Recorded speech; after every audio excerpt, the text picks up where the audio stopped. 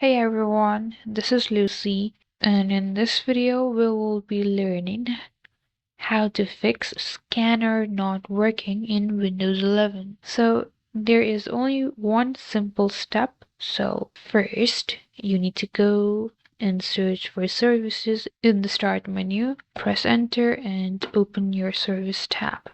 So here you need to search for Windows Image Acquisition, WIA. So here in Windows, you will search for Windows Image Acquisition. Right click on it and go to its properties. Here, under startup type, make sure it's automatic, and if it's not running, then make sure you have start, apply, and OK. And that's it. I hope you found this video helpful. If it did, make sure you subscribe and like the video for more. Thank you guys.